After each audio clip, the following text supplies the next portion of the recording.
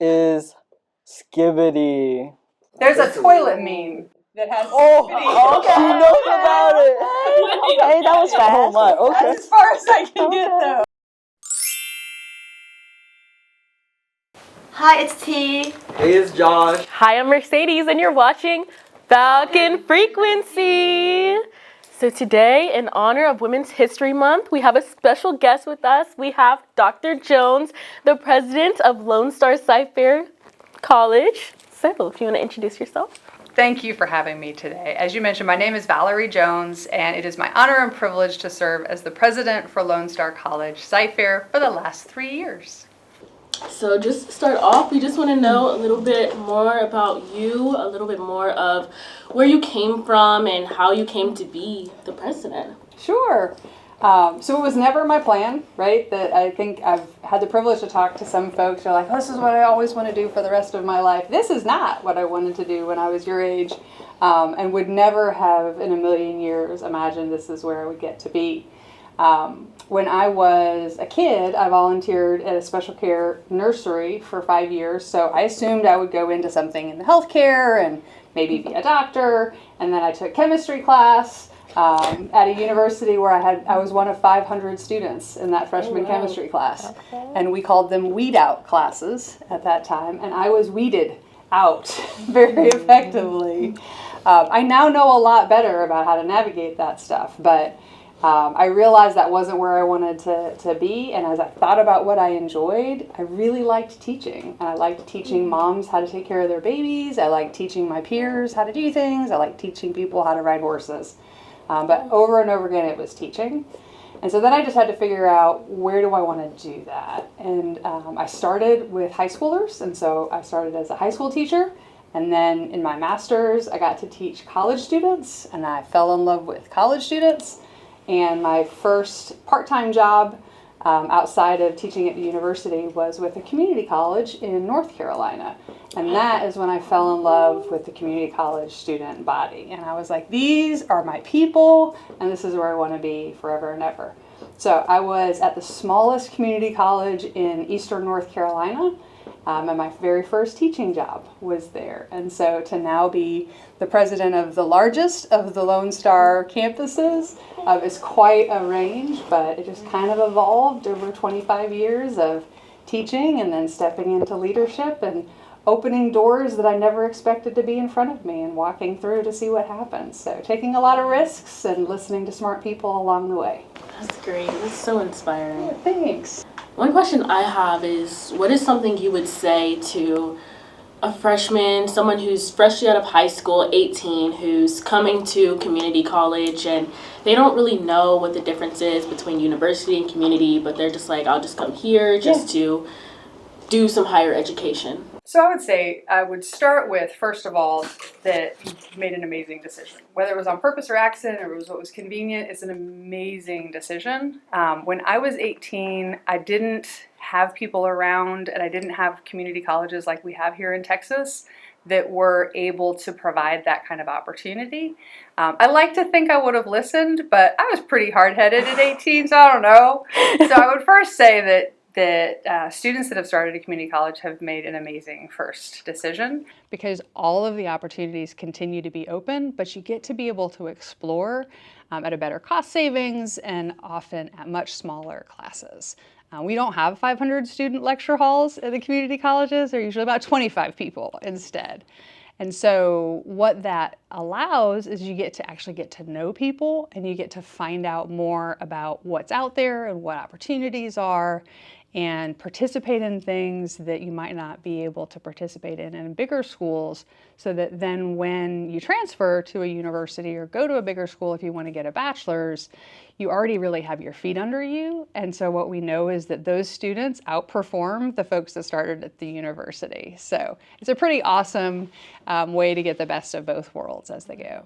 Yeah, I was also having the same experience about community college. Yeah. I starting off not really favor of being here, because why would I choose a community college over university?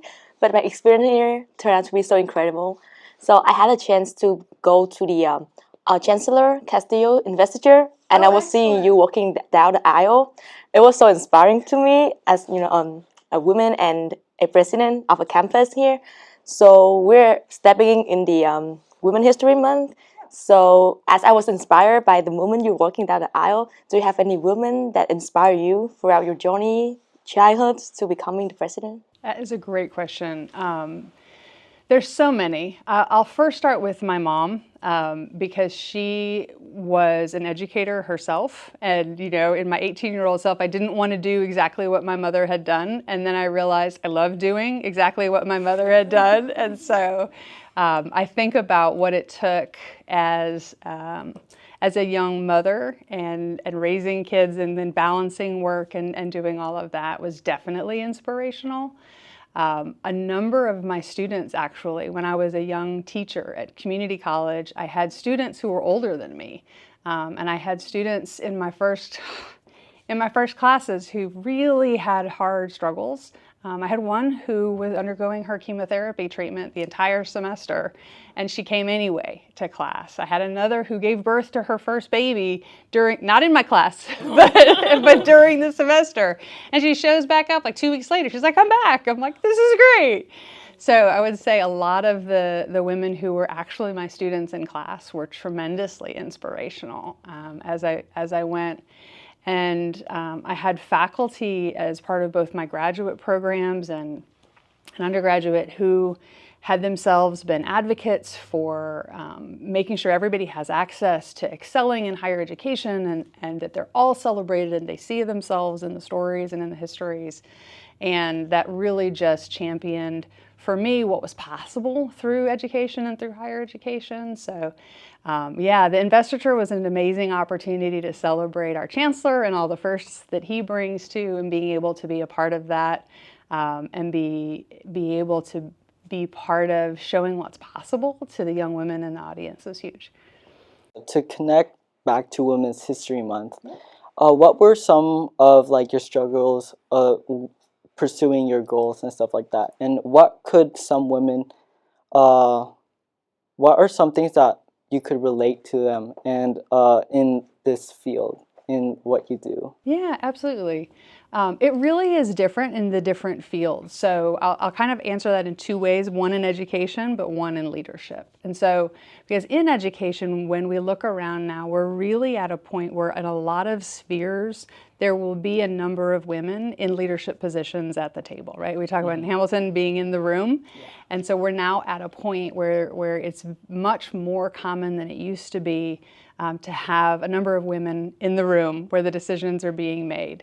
And just having watched that transition and that evolution over recent years has been pretty exciting.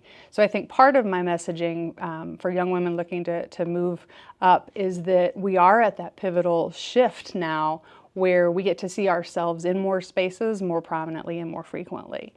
And then I think on the other part of that, there's still a lot of spheres where that's not the case, where when you walk into a room, you may be one of the only women in leadership position or doing that work. We have women in welding who are students. We have women in automotive. And so some of our industries are still, it's still not as common. But I think for those women, what I will say is stay strong. Find those connections, find the men and women that support you and those voices that continue to cheer you on. Because it does continue to evolve and shift.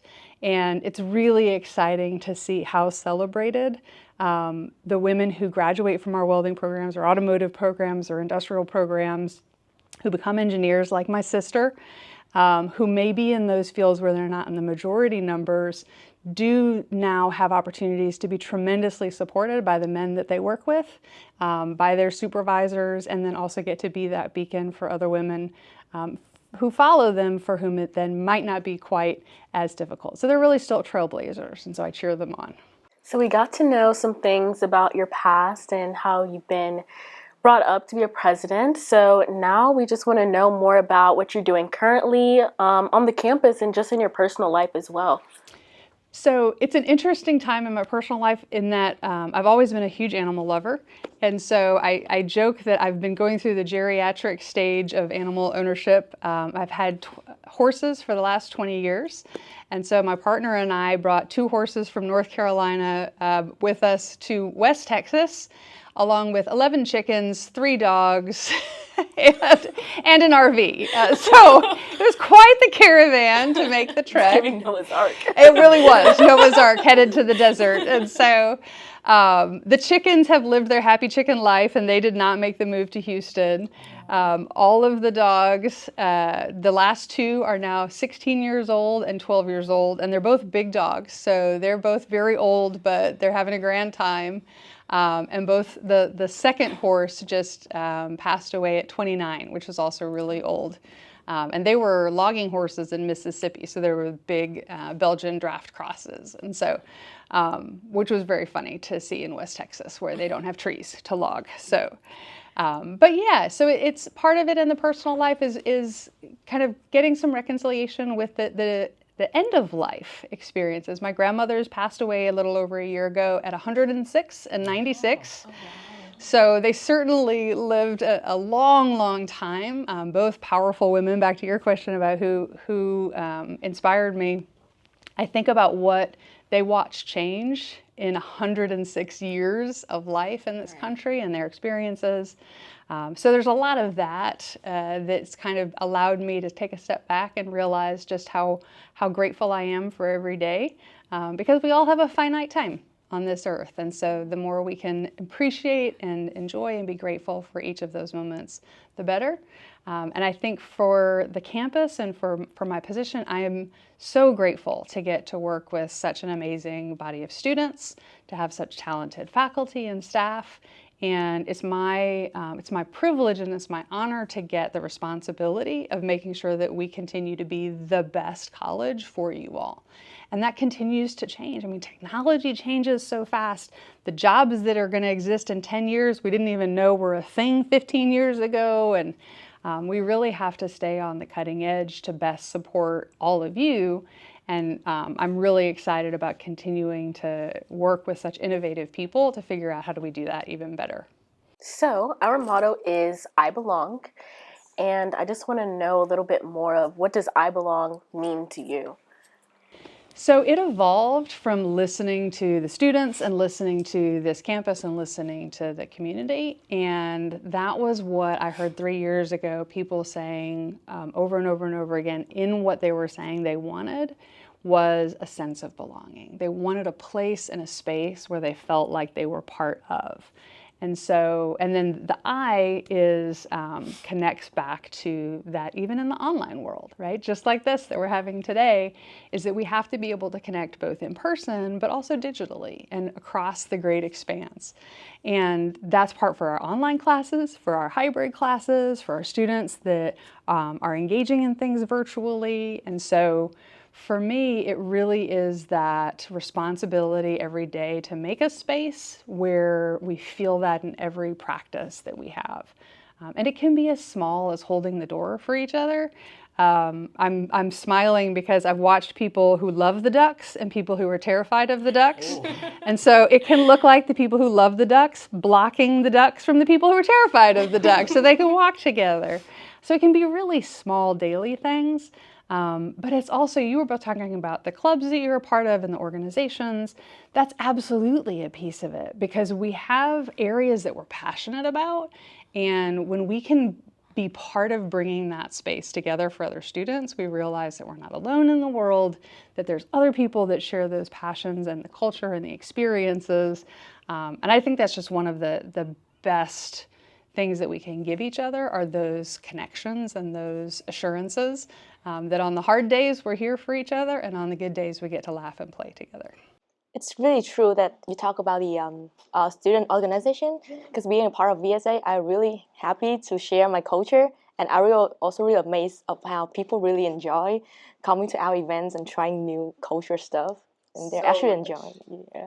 Oh, absolutely. You mentioned the chancellor. The chancellor has come a number of times.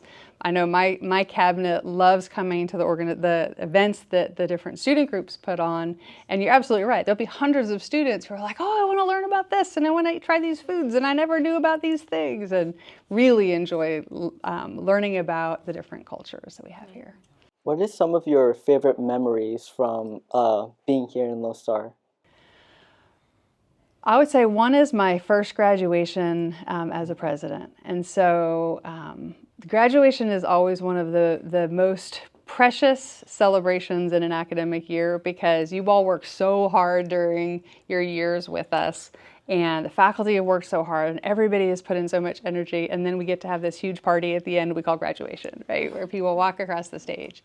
And so my first graduation, I was asked to be the keynote speaker. So I got to talk a little bit more than I normally do in graduation. And looking out across 7,000 family members and 1,000 students on the floor who are our graduates, and just seeing that joy and that celebration, and hearing the screams and hearing the cheers, and seeing all of the ways in which students chose to celebrate who they are and their accomplishments and their stoles and their chords, and knowing that I get to be a part of that, really was phenomenal. I think that is definitely one of my most special memories, was that very first graduation ceremony. I really love how you really enjoy your life and work at the same time. So I think that we all have some motto, like some quotes that we live by. For example, mine is like die with memory, not dreams. That's why I always try to like experience the most that I can. So what about you? What is your motto? What is my motto? That's a good question. I think I love the way that you phrased that. I don't know that. So I'm chuckling because we joke about leaving skid marks into your grave, that you don't go gently into that good night, as they say, but you go living every possible moment and capitalizing on each, because it's so short, it's so finite. You know, I see all of those videos and memes out there right now that are talking about how many seconds are in a lifetime, or how many months are in a lifetime, or how many of those months do you spend sleeping. And there's a lot, never enough, but there's a lot to realize that it's like, if we spend too many of those moments fearful about things or worried about not doing things, then those are simply times lost. And that's something that I have to work on, because I do worry a lot about things. Like, that's just a part of who I am. But I have to be very conscious to tell myself to kind of figure out what to do with that, like process that, write it down, put it somewhere safe, so that I can go back to enjoying those moments. I can go back to thinking about, how do I take things forward? How do I connect back with friends? How do I make sure to enjoy the things that are work, and work at the things that I enjoy? What is something that you want to leave behind for Lone Star? What would you want to be your legacy? Oh, that's a good question. So definitely that sense of belonging, right? I want to institutionalize, as what we say, I want to institutionalize that sense of belonging, so that even when I'm not here, I belong is just in the blood of how we operate, and what students 15 years after you all will get to experience. But I also really want us to take that step to get even better at making sure that when students trust us with that first step on campus to say, okay, I'm going to try this thing, that we have everything built in place to not only help you get through the part that we have, right, the classes, the program, the certificate, the degree, but into the career and the job and the opportunities that you're going to enjoy every moment of, the way, right? That we help students into that next step. And that's really a newer piece for colleges, right? We normally have been about, okay, we get you in and we get you through, and congratulations, go off into the world, right? But I would love to be able to be a part of that one more step, where we say you're off into the world, and we have given you wings here with this place that will help you then soar. So, yeah. Go Falcons! There you go! Soar! I mean, all of us are just so grateful for you and what you've made the campus to be. This has been life-changing, I'm sure, for all of us. We all have a different story of how Lone Star has just changed our paths, and has helped us for our future. So we're just so thankful for you and just all that you've been doing. Like, we look up to you and you've just been doing great. So we also have a token of appreciation for you. We have this some is flowers. beautiful. Thank you. Yes. Thank you very much. And I hope you all know you are why I do what I do. So I appreciate you saying how much I mean to you, but I cannot express how much I appreciate each of you, how much joy you bring to me when I walk down the sidewalks and I see the students gathering, whether it's riding the electric bull that we had the other day, or having beignets, or the celebrations. You really are why I do what I do. So I'm very grateful that you have trusted us and trusted me to be part of the Lone Star experience. So thank you. Hope you guys enjoyed today with our special guest. It was definitely a great experience just to hear, and I hope that all of you guys listening will be able to learn from Dr. Jones and just hear the words of inspiration that she left for us. And again, we just thank you so much. That's Falcon Frequency. Falcon Frequency. See you in the next chapter. See you next time. See you.